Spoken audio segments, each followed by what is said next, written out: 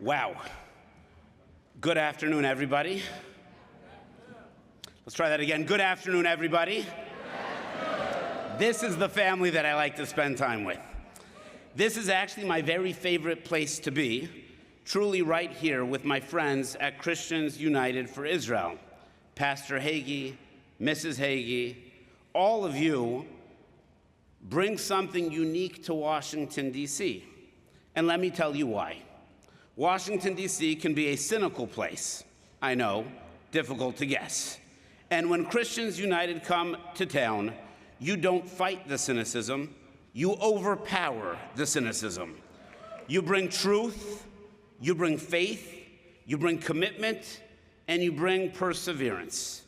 Because there's something that we know: you cannot fight cynicism with cynicism.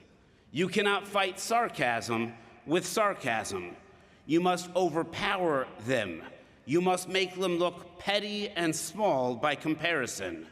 And you must do it with faith, you must do it with honesty, you must do it with integrity, and you must do it with commitment. And Washington, D.C. is in short supply of all of those. And when you fill up this room with faith, with honesty, with integrity, and perseverance, it echoes all the way until the next Christians United for Israel Summit comes to town. As many of you know, our family has been living in Israel since President Trump sent us there in August of 2017. In that time, we've lived through many, many highs and some many challenging times. We stood in awe as President Trump recognized Jerusalem as the eternal capital of Israel.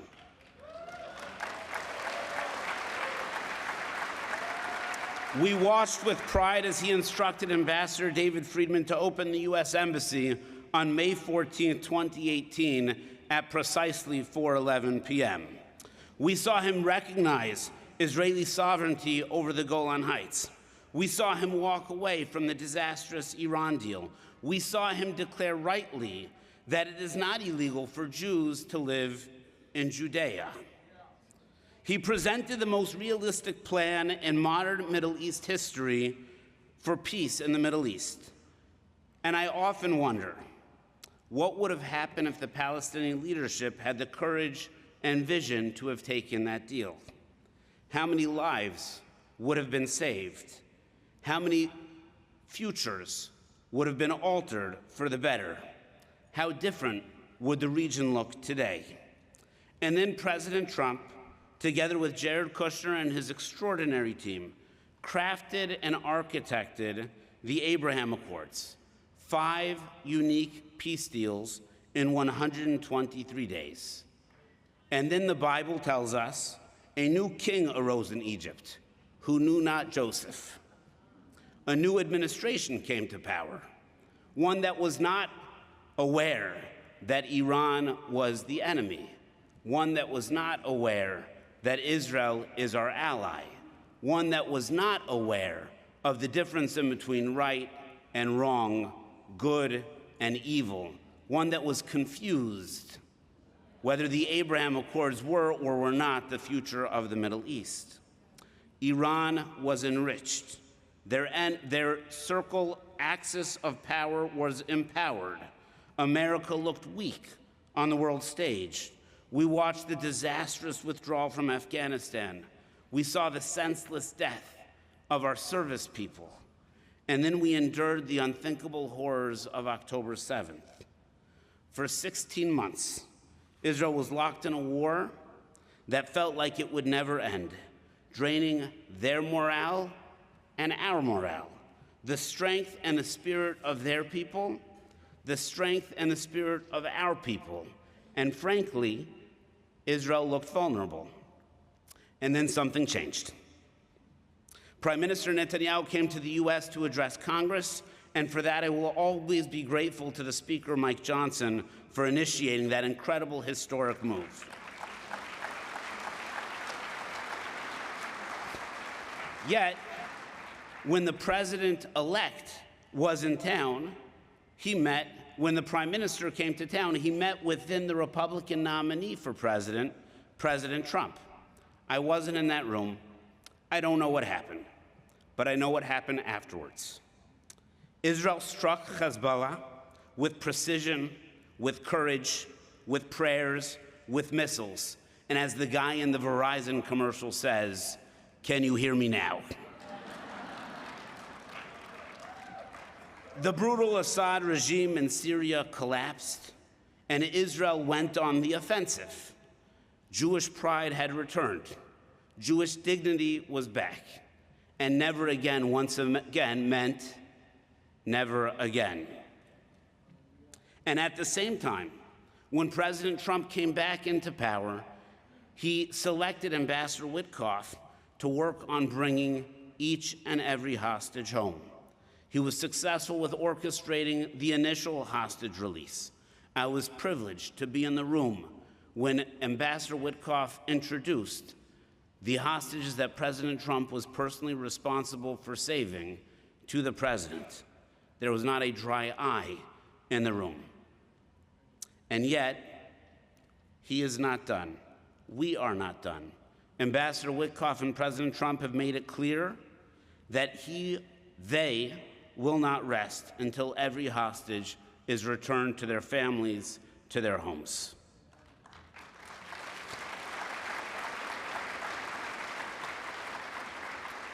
You know, it's a funny thing. I look out at this room.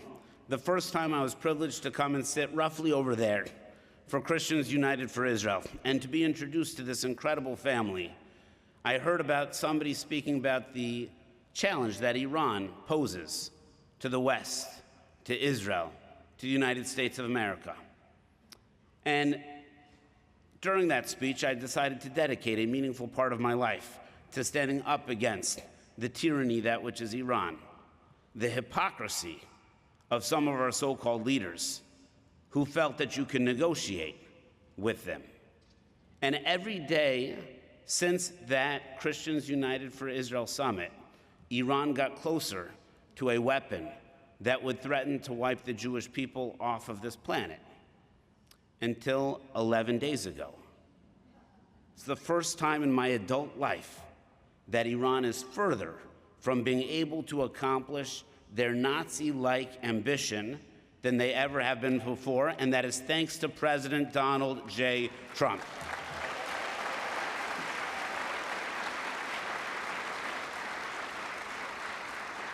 For over 20 years, each and every president has promised to do something. Yet with cunning coordination and courage, Israel struck Iran and struck them hard. President Trump, who says what he means and means what he says, used the full strength and skill of the United States Armed Forces to eliminate, and in his words, obliterate, the Iranian nuclear threat. He made that promise, and President Trump, when he makes a promise, he keeps that promise.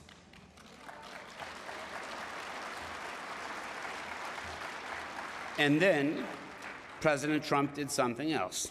He brought a ceasefire to the region, saving lives and projecting American strength like we have not seen in a generation. The opportunities created in front of us are enormous, but the longevity and success of the courage and the heroism, the brilliance and integrity of the Israeli armed forces and the United States of America's armed forces will only be locked in with hard work, determination, and diplomacy moving forward. Now, since I consider us family, I'd like to share with you something personal that's occurred to my family over the past several years. It was 2019, where I was out at a dinner and the sirens went off. Now, the sirens back then were an anomaly. I could not make it back home in order to be with my family. My wife, who was just down the block, turned the car around and ran into the house to see my darling 11-year-old girl, wondering why my wife was running in the house.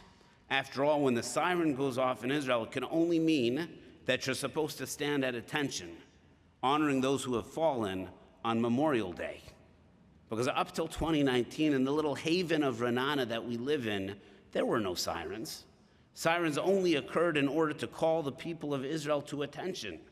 And when my wife came charging through the door, My daughter was puzzled. What are you doing? You're supposed to stand at attention. And my wife explained, that's not what this siren means. We need to go, and we need to go now. And she brought all the children together into the shelter, and thank God, everybody was fine. Since October 7th, 2023, in my house, we have a little chart. How many days since somebody's tried to kill us? We've made it to 4. 4 days where kids 16, 14, 12, and 8 haven't needed to run down to a shelter to calculate when they walk out on the street, what door can they knock on if the siren goes off?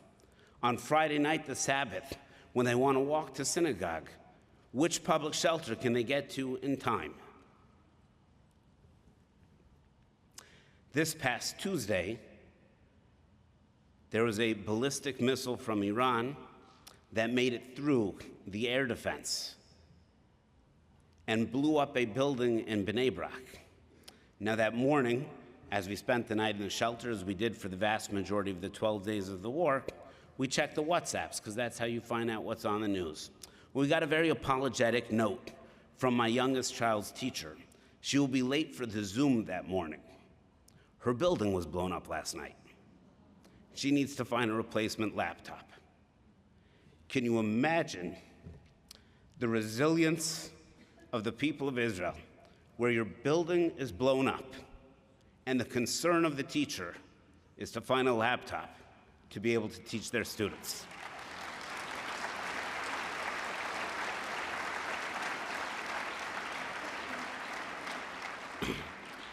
Now, when you spend a lot of time in the shelter, you have to come up with stuff to do. So we play the game, the name game, the memory game. I'm going on a trip, what am I going to pack? All of those things. We felt that that wasn't spiritual enough, and it wasn't that moment that was required upon each of us when the siren goes off. And it was my 12-year-old kid who said, do you know what the siren reminds me of? I said, no, what does the siren remind you of? One of the most profound ideas I've ever heard, and I want to share it with you. If you read the Torah, like we do in the Jewish calendar, so this past week we read about a guy named Korach. Not a good guy. Disagreed with Moses, said he could do it better. God chose, earth opened up, he disappeared. They like to say the good old days. It's a funny thing about Korach. There was a pretty instantaneous realization of who was right and who was wrong. Yet, on the day of judgment, on Rosh Hashanah, on the Jewish New Year, there's a tradition that all of your actions throughout the course of the year will be judged. The highs and the lows, the mundane and the simple, the things that we've forgotten about, get paraded in front of God Almighty, He who created the heavens and the earth. Look at us, look at our deeds, and evaluates. Did we do what we needed to do in the way that we needed to do them? And that moment of the new year, where we blast the shofar, where we blast the siren sound, that trumpets in, that heralds in the new year, we recite a very interesting psalm by King David, the Psalm of the Children of Korach. Now, at this moment of the Jewish New Year, with this great degree of spirituality, with this great degree of holiness, seems a little strange to call upon the children of Korach at that moment. Why would we possibly do that? I heard a fascinating interpretation that I'd like to share with you. Imagine if you grew up as Korach's children. Just imagine. You grew up, you were slaves in Egypt. You grew up, you saw the 10 plagues. You grew up, you saw the splitting of the sea. You grew up, you saw the revelation at Mount Sinai, where God himself came down to teach you his Torah. You grew up and journeyed across the desert. Your clothes grew to fit you. You ate manna in the morning. There was a pillar of fire that led the way and clouds of glory that covered you. Not a bad life. A Nepo baby, if you can imagine. Yet what did you hear over the dinner table? Korach said, Moses, not so impressive. You saw cynicism. You heard sarcasm. but he was your dad. And so when Korach challenged Moses, he said, you're with me or you're with him. Where do you think his kids went? They went with dad. And when the earth opened up to begin to swallow them, do you know what they realized? Whoops. Now, if anybody born on this planet had an excuse, they had an excuse. They were just following their dad. This is how they were raised. This is how they were brought up. Can you possibly expect anything more from them? And the answer is, in that moment, when the ground opened up and they saw the truth, they knew what was right. They knew what was wrong. They didn't make a justification. They didn't give an excuse. They accepted full and total responsibility. And when the siren goes off, when the shofar is blown, when the day of judgment happens, we all have excuses. We all have justifications. There's always a reason that we didn't do something or an excuse why we did do something. That's not what we call about on the day of judgment. We remember those who had every excuse and every justification. Say, I was wrong. I see which is right. I see which is wrong. I'm in. And I have to tell you, when my kids said that when the siren sounds, it's our own mini day of judgment, did we do the right thing today? And if so, how can I make sure that I do it tomorrow? And if I didn't, how do I fix it before the next siren? Because when you have, this is how it works in Israel, you get one of those Amber Alerts on your phone. You've got 15 minutes. Then the siren goes off. You've got 90 seconds. And then you wait in the shelter hoping for the boom, that if you hear it, it's far enough away, it didn't hit you. Can you imagine each and every day, you have 15 minutes, and then 90 seconds, and in those moments where you don't know where the boom is going to happen, you can use it to play the game. What am I going to bring with me? You can use it to play the game of where is everybody else in the shelter. You can use that as a moment to say, did I do what I needed to do today, yes or no? This is the siren. This is the shofar. This is the sound that is heralding in the next generation. Am I where I need to be? Am I doing what I need to be doing? And if not, why not? No excuses, only responsibility. And this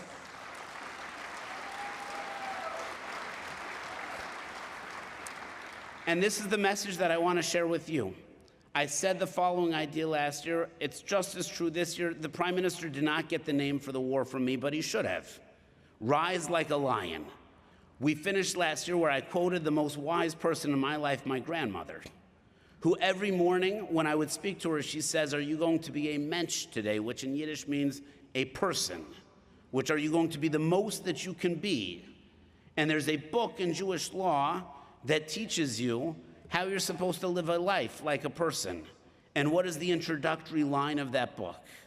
When you wake up like a lion. It's a funny idea. I'm supposed to be a person, and the first advice in the book tells me to wake up like a lion. Why in the world would that be? Well, because lions don't care what the zebra thinks about him. The lion is not worried about being a gazelle. The lion is not nervous about being anything other than being a lion. And so when Israel rose up like a lion, did they care about what the New York Times said? When Israel rose up like a lion, was it nervous about what the UN was going to say? When Israel rose up like a lion, did it matter what the EU was going to say? Because when you wake up like a lion, what is the only thing that you have to care about? What is the job of a lion? And when the siren goes off, you have only one decision that you have to make. Did I wake up like a lion this morning? And President Trump, God bless that man, when he wakes up in the morning, do you think he cares what the UN says? Do you think he cares what the New York Times says? Do you think President Trump cares what any of that media says? Because when President Trump wakes up in the morning, what does he wake up? When President Trump wakes up in the morning, how does he wake up? So I ask of you, in between this summit and the next summit, When you hear the shofar, when you hear the siren, you have a determination. When you wake up in the morning, what are you going to wake up like?